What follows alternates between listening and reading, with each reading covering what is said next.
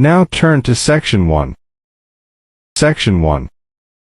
First, you have some time to look at questions 1 to 4.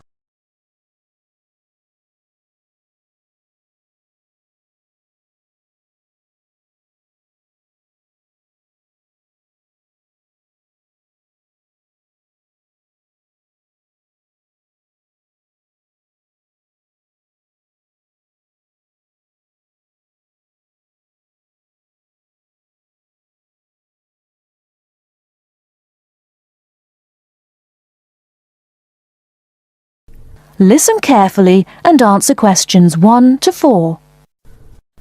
Good afternoon. I have with me in the studio today Dr. Stephen Phillips, author of the new book Silver Lining, which is an investigation into UFOs. Now, Dr. Phillips, can you tell us a little about your book? Yes, certainly. Over the last 12 years, I've become increasingly interested in the subject of UFOs, and this book is a compilation of all the sightings that I've heard about, together with evidence. You see, so many people are convinced that there is life on other planets that I thought I would do some research myself. And what did you find? Are we alone in the universe? You sound skeptical. Well, you'll have to buy the book to find out my personal conclusion, but I can tell you this. There are a lot of sightings in a number of different countries, and the surprising fact that I have found is that despite never having met each other, a great number of these witnesses describe an almost identical object. Now, I realize that television and the media has given us all a mental picture of a UFO, a silver ship with bright lights that moves at very high speed. What interested me was that in all the eyewitness accounts I heard, people gave very precise and detailed descriptions that varied only slightly. Reports from America, Europe, even Asia, all share a significant number of similarities. Interesting. Tell me, have you been able to see any evidence yourself? Well, no. My aim in writing this book was not really to present my own opinion, but to gather all the information available and collate it into a kind of reference guide. Personally, I don't have anything much to add apart from the conclusions that I've drawn from the accounts I've heard. I understand that there is a strong body of opinion that claims there is hard evidence that is being suppressed by the American government. Could you comment on that? Before you hear the rest of the conversation, you have some time to look at questions 5 to 10.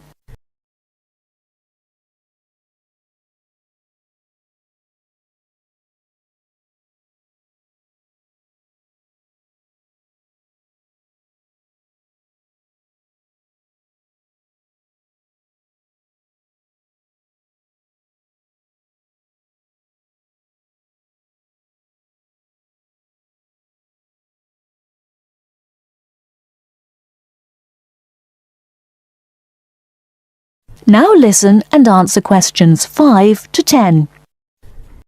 Personally, I don't have anything much to add apart from the conclusions that I've drawn from the accounts I've heard. I understand that there is a strong body of opinion that claims there is hard evidence that is being suppressed by the American government.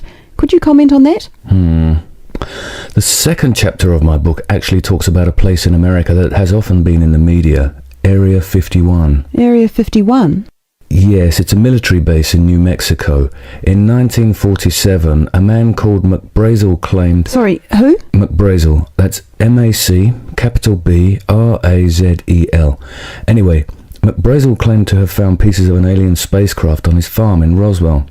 Now, many people believe that this was true and that the government of the time took the debris.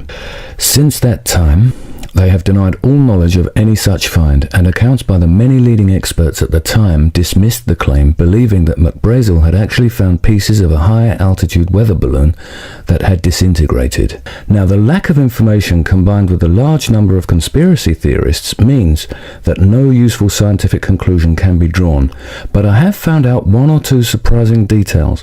Again, you'll have to buy the book if you want to find out more. Okay. Now, I understand that an overwhelming majority of UFO sightings occurred in America.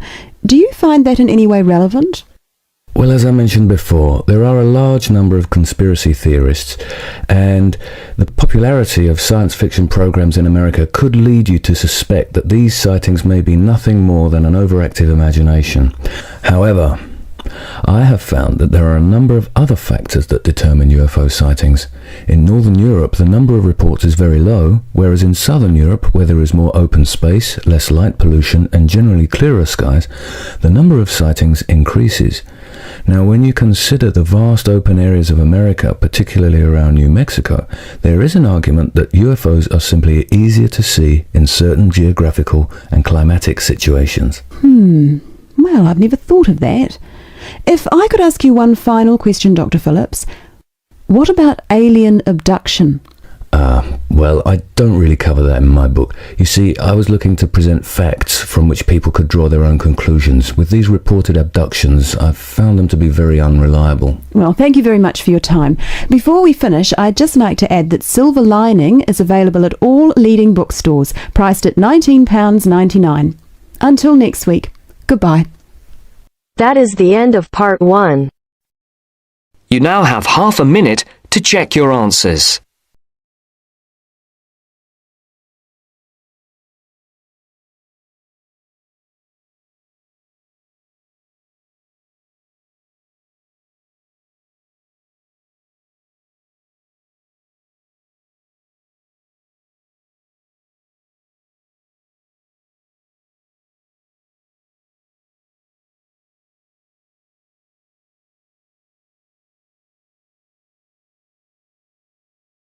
Now turn to Section 2.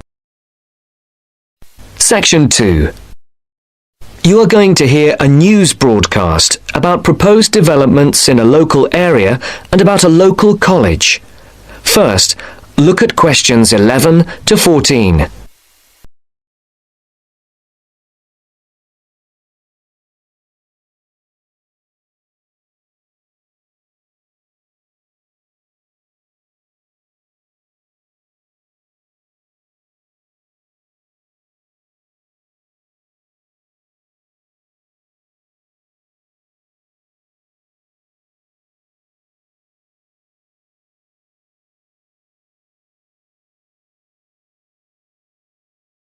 Now listen carefully and answer questions 11 to 14. And now for our main headlines on Southern local news for today. First of all, the report relating to the proposed motorway and other developments around the village of Tartlesbury was published this morning. And, as has been expected, it has created quite a lot of interest. The new motorway will pass along the north side of the village, crossing the River Team less than half a kilometre from the well-known beauty spot, Streve Ford, to the northeast of the village. The motorway will cut the village off from the ford, where many children play. But that is not the end of it. There are also plans to build 1,000 houses on farmland west of the village. And on top of that, there are proposals to build an industrial estate for new technology companies on the site of the old steelworks on the edge of the village. A new centre with a swimming pool and a very wide range of sports facilities and a large supermarket with other shops are also planned next to the housing estate. Before the broadcast continues, look at questions 15 to 20.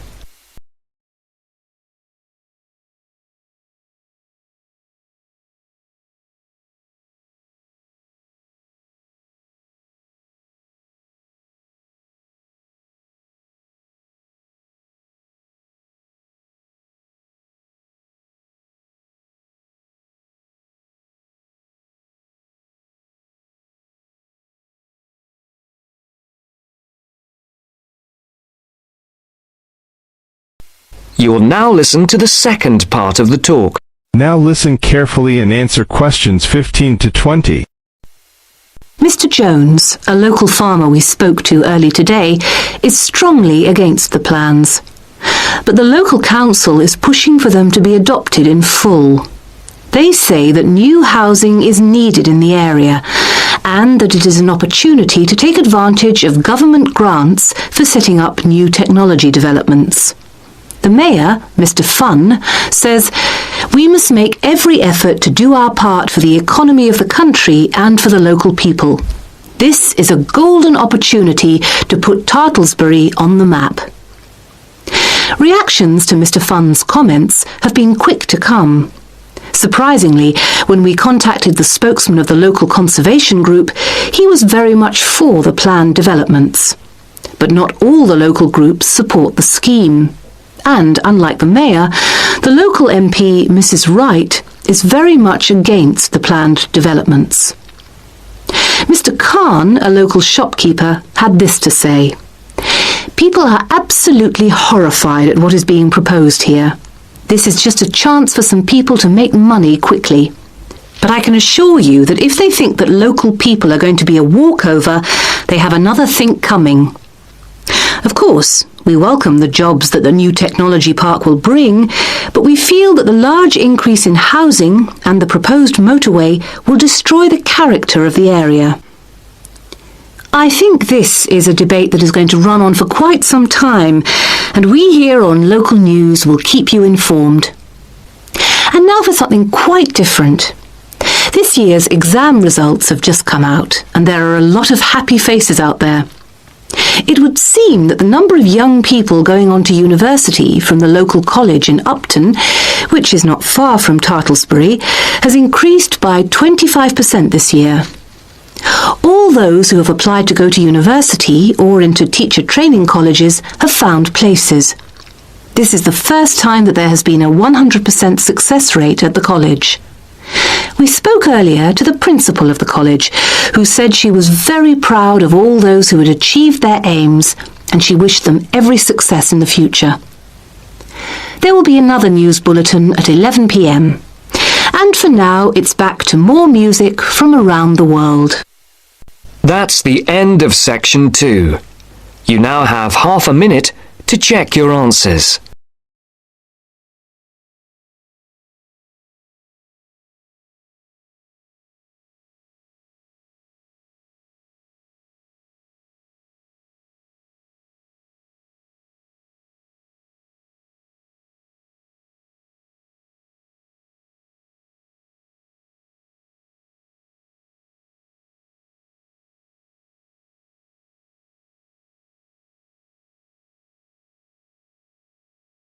Now turns to part 3. Part 3. We'll hear two business studies students, Evelyn and Mark, preparing for a seminar presentation. Before you hear the conversation, you have some time to look at questions 21 to 25.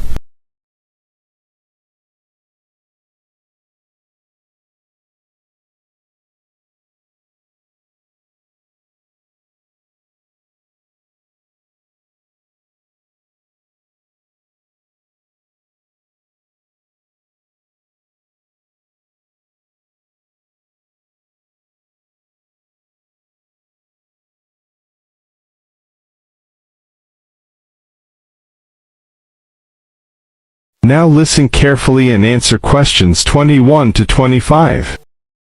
Well, I think the marketing of food would be a good topic. I read a very interesting article the other day about the Canadian food market. I suppose everybody's interested in food, even if it's trying not to eat. Why Canada? I know that's where you come from, but isn't it just all North America, really? No, that's why I thought this article was interesting. Although lots of US companies are well established in Canada, and vice versa, there are still subtle differences between the two markets. It says here, the Canadian market is definitely not a northern clone of the US. I like that. And it says that if you understand these differences, it can have a big impact on successful food marketing. So I know that Canada has a big French-speaking population in Quebec. Is this what they're referring to? Not only French and English speakers, there are many different ethnic groups in Canada. It's really quite multicultural. For example, Toronto has large Asian and Italian populations, and Vancouver's got a large Asian population too. And because Canada's population is small, these groups make quite an impact, introducing new styles of cooking. So you can see lots of unfamiliar vegetables and things in the markets, and new restaurants are opening every day. It's great if you love trying out new foods, as many people do. Which kinds of food are becoming popular? Well, some Asian food, I'd say, has been popular for quite a while, like Chinese. But now, Southeast Asian restaurants are becoming very fashionable. Then there's Mediterranean, of course, such as Greek, Italian, and so on. But Caribbean and Mexican food is really taking off among young people these days. So, are the supermarkets starting to stock the ingredients that are needed to prepare these foods at home? You know, all those unusual condiments and sauces. Yes, that's right. It's quite interesting going to the supermarket, isn't it? And noticing how they're introducing sections for foods of different nationalities. You can buy quite exotic products locally these days. The article mentioned that 80% of the Canadian retail market is controlled by 8 major national supermarket chains, so that when they introduce changes, they can happen quite rapidly. Okay, well, how are we going to organise this seminar then? I made some notes on the trends in the Canadian market, about changing tastes, and also patterns for where food is consumed. I thought maybe we could summarize it into a chart or table, and maybe use the overhead projector to present it. Good idea. Maybe I could have a look for similar trends and tastes in Australia and the UK for comparison. Let's have a look at what you found. Before the conversation continues, you have some time to look at questions 26 to 30.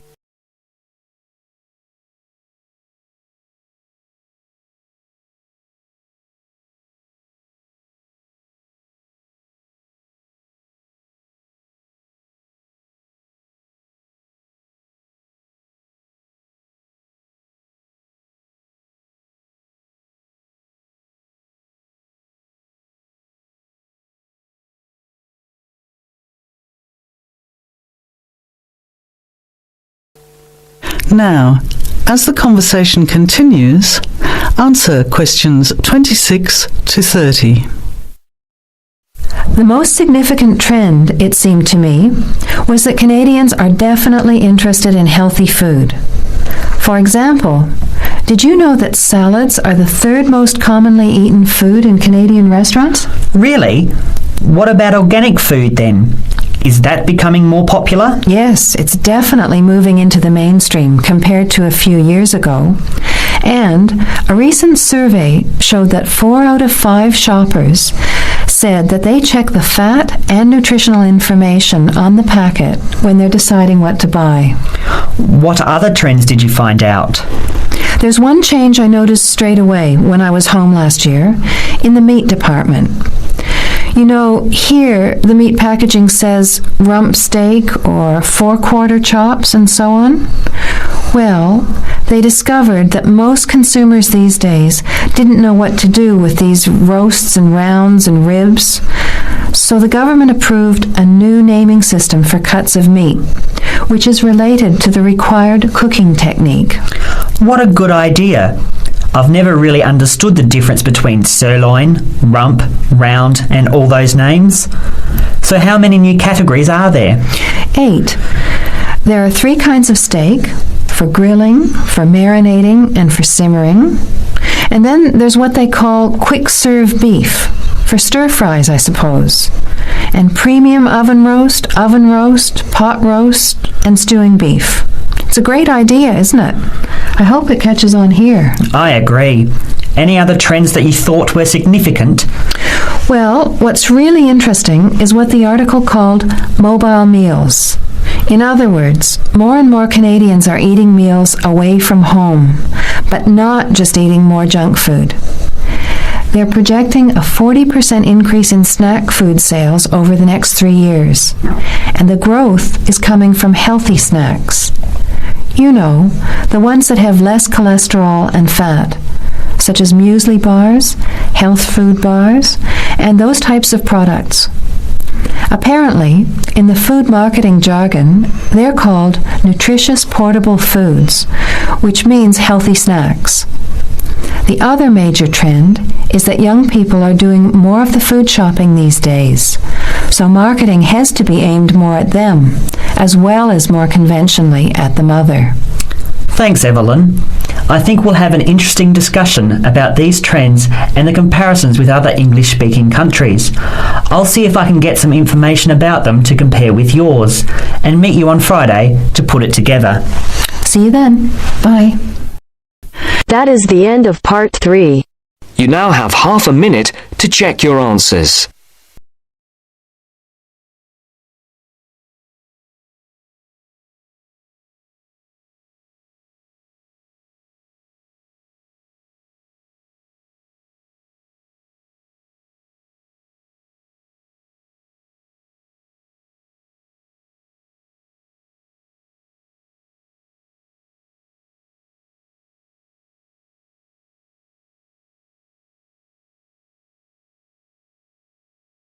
Now turn to Section 4.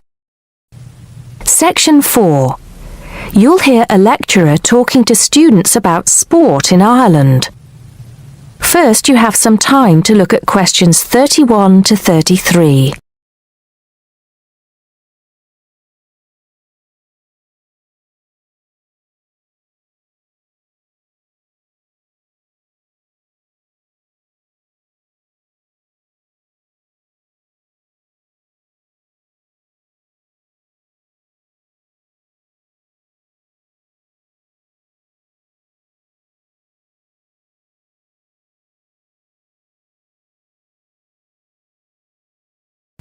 Now listen carefully and answer questions 31 to 33. Now, today we're going to be finding out about the most popular sports in the Emerald Isle. That's Ireland, of course. Can you guess what they are? Well, there are these two lesser-played games, a form of rounders and Gaelic handball. But we'll start with one which is perhaps over 3,000 years old, arriving in Ireland with the Celts, some claim. That may be a slight exaggeration, but I consider it to be the fastest field game in the world, and it goes by the name of hurling. Well, that's what it's known as in the English-speaking world anyway.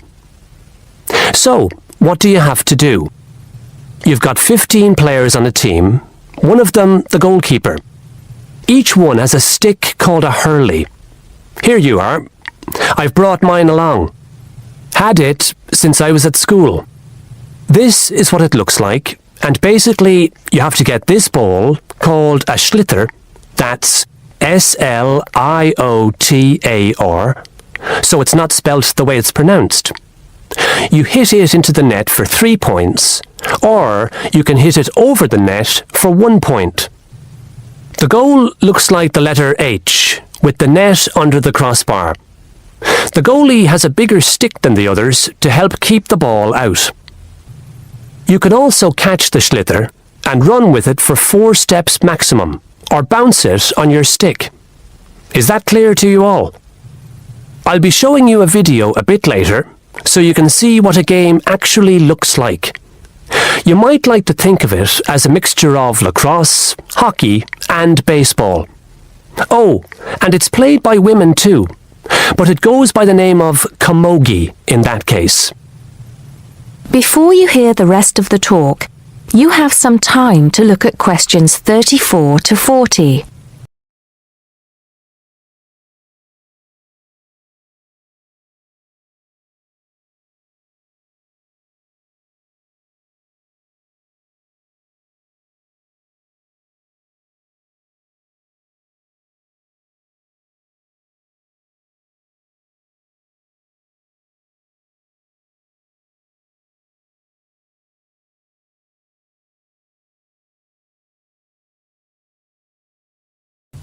Now listen and answer questions 34 to 40.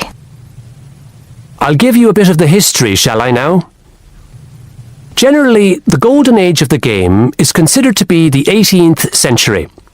But systematic rules were first agreed and drawn up at that great shrine of learning, Trinity College Dublin, in 1879, founding the Irish Hurling Union, closely followed just a few years later by the formation of the Gaelic Athletics Association. With greater organisation last century, the All-Ireland Hurling Championship got off to a flying start. And I'm proud to say that my own native city of Cork has won more than 20 titles over the years. But then, so have Kilkenny and Tipperary. Is it only played in Ireland? No. Well, it is the only country with a national team at the moment. But you may be surprised to discover there are hurling clubs in London, as well as in America and Argentina, to name just a few. The other game I'd like to take a little time to introduce you to is Gaelic football, which is played on the same pitch as hurling with the same number of players. But there's no net. You just have to get the ball over your opponent's goalposts. And you can do that by kicking or punching the ball. However, you're not supposed to do that to the players, I might add. Imagine it as a combination of soccer and basketball. But in my opinion, it's a more exciting spectacle than either of those. Excuse my bias, if you will. It's also very popular with women. In fact, there are more women's teams than for any other sport. Whether despite or because of the physical contact involved, I wouldn't like to say. They do play a shorter game, 60 minutes, rather than the men's 70. So, let's have a look. If we can have the lights down, I'll see if I can get this technology to work. That is the end of section 4. You now have half a minute to check your answers.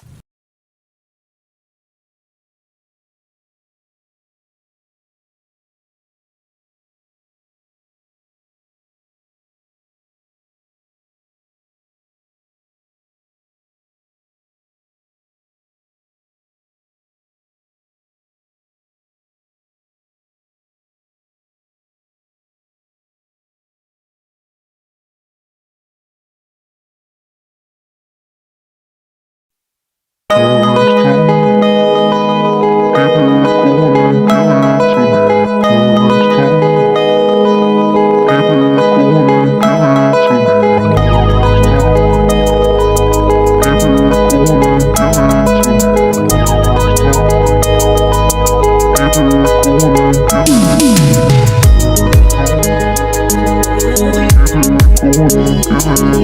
you.